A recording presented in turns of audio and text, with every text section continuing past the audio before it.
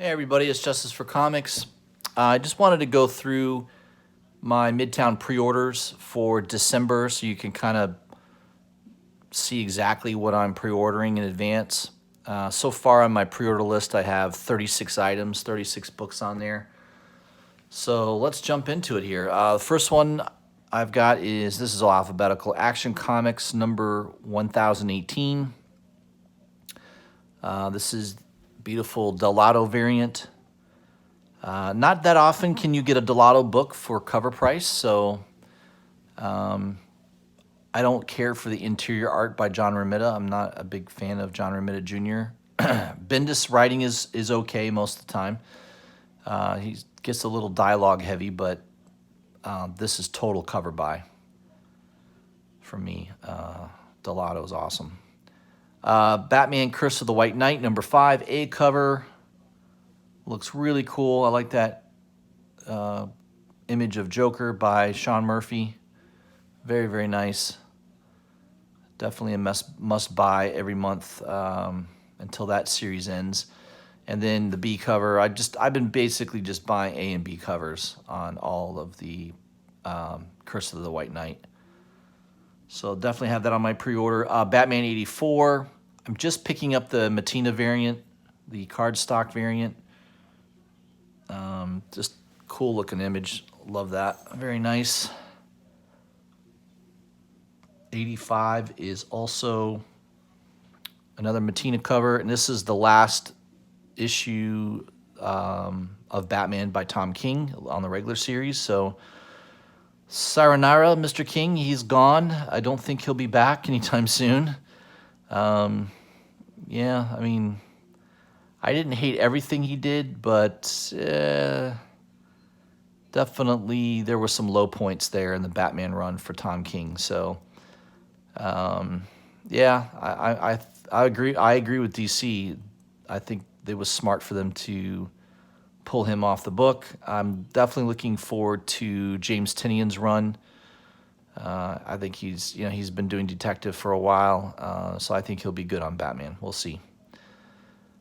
Batman's Grave number 3. I can't see the image on this one.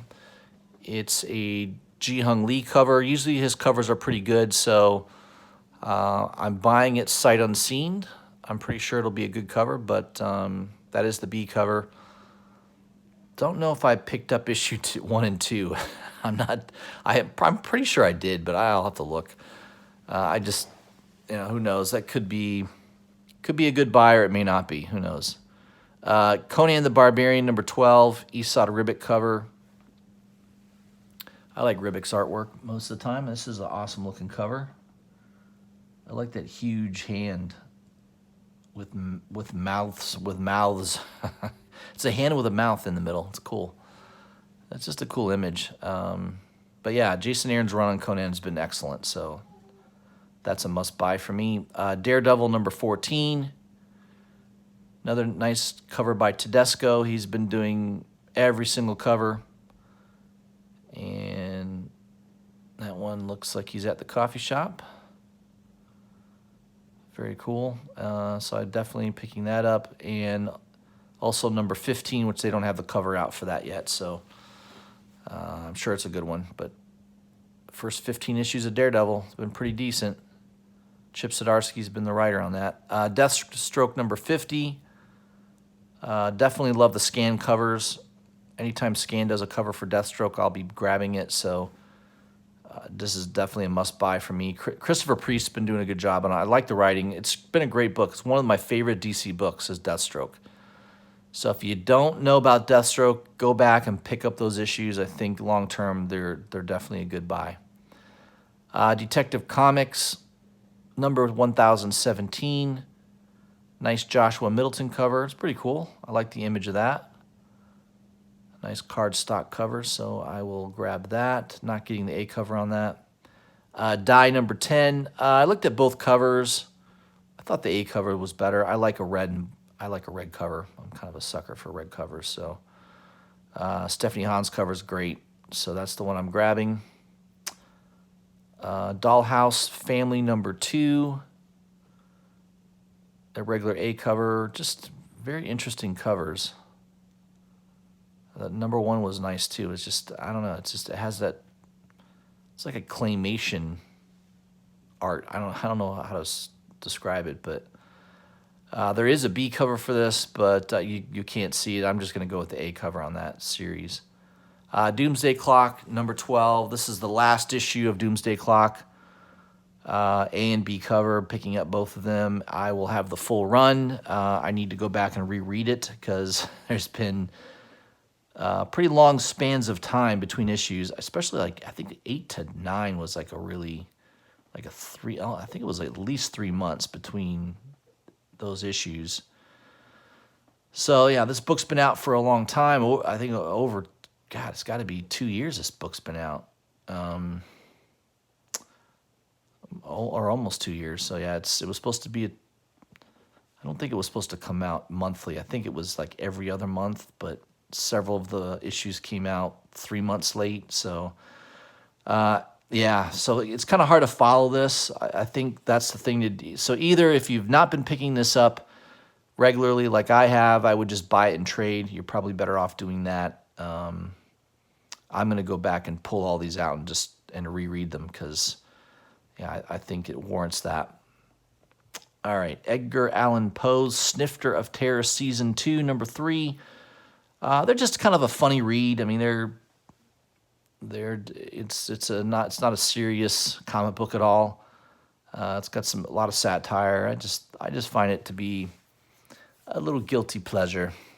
And they usually have pretty cool covers too. I like that cover, so I've been consistently buying that since the beginning. Gideon Falls, number 19. Just went with the A cover here by Sorrentino. Very cool. It's been a good series. Jeff Lemire's writing has been excellent, so I highly recommend you. If you haven't been picking it up, probably at least go back and buy the trade paperbacks. Another new independent title, Gung Ho, number 1. I'm a big fan of, I think the cover artist is, Cale No. He just has a really cool style. It's sort of in between a manga. I don't know how to describe it. It's just, I see his artwork now. I recognize it right away. So I started being more familiar with him. I was buying those Teenage Mutant Ninja Turtle, starting with, I think, 97. He did that cover, and I've sort of been paying attention to him ever since. Been picking up those issues, and when I saw that he was doing this, I was like, yeah, I got to at least pick up that cover. So I don't know if the story's going to be any good. Who knows? I'm not too familiar with the writer, but yeah, that total cover buy for me. Hellboy and the BPRD, the Seven Wives Club, went with the A and C cover. I like Adam Hughes. I don't think you can usually go wrong. Hellboy and Adam Hughes, that's a good mix. So picking both of those up for cover minus the discount. Immortal Hulk number 28. This cover's kind of strange. It's an Alex Ross cover, but I don't know what the deal is with these masks, but maybe that will tie in this, give you a little preview of the story. I'm not too sure, but we'll find out. Infected Deathbringer number 1. Ben Oliver is doing the interior art. That alone will make me buy this. The fact that Ben Oliver is doing the artwork, I think, is awesome. He usually only does covers, so the fact that he's doing the interior artwork is appealing to me. I'm not too familiar with Zoe Quinn, but we'll have to see. It looks like Donna Troy. It's about Donna Troy and the Titans, tying to the Titans. It says springing out of the events of Batman Who Laughs and Batman Superman. Okay, so definitely have to make sure you read those to know what's going on here. But cool cover too by Viktor Bogdanovich. I think I pronounced that right. Sounds Czechoslovakian or Lithuanian. I'm not too sure. Joker Smile, Killer Smile number 2. I went just with the Sorrentino cover, the A cover. I don't remember what the B cover looked like, but I don't think I liked it as much, so I just went with the A cover on this. So that should be good.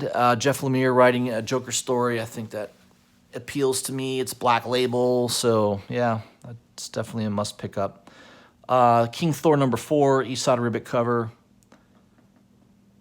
I picked up the first King Thor issue #1. I haven't read it yet. I haven't had time to read it, but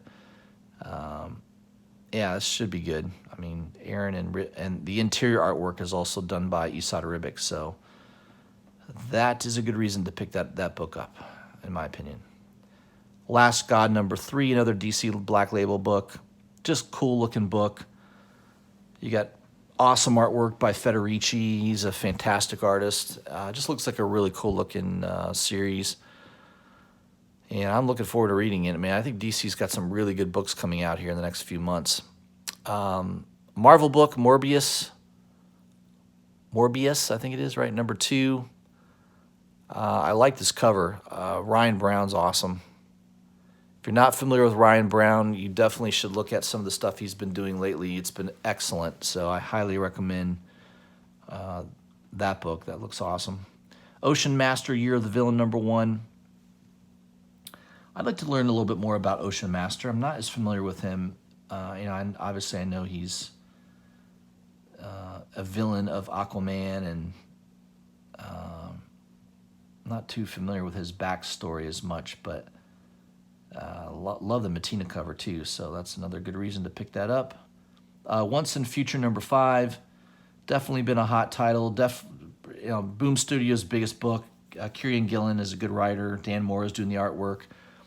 It's a good project. I mean, I think you could see this book really do well and continue to do well. It already has done well. Psycho List #5. I haven't read the first issue. I have that in hand. I'm getting #2 in my order this week.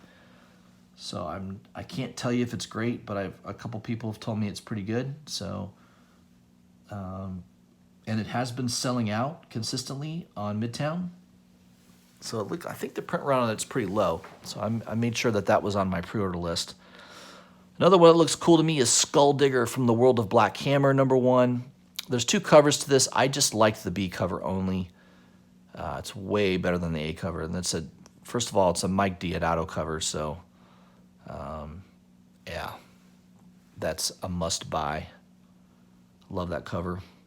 Something is Killing the Children #4. Another big Boom Studios. Let me tell you, those 2 books, Once and Future, and Something is Killing the Children. These books are on fire. They're going to 3rd, 4th, 5th. I think Once and Future's at a 6th and final printing now. It's definitely a good series. I see this continuing to be a hot book. And remember, James Tynion IV is the writer. He's going to be doing Batman. So, and this Something is Killing the Children is going to be an ongoing title. So it's not a miniseries.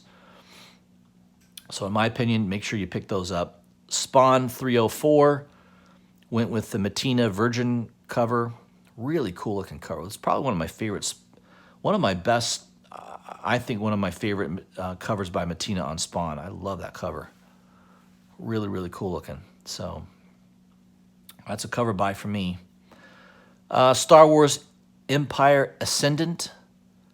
Now the reason I'm picking this up is this will conclude the Star Wars run, which I've not been reading. I think I collected the first 30 issues of it when it came out several years ago. But this looks pretty good. First of all, you got a Federici cover.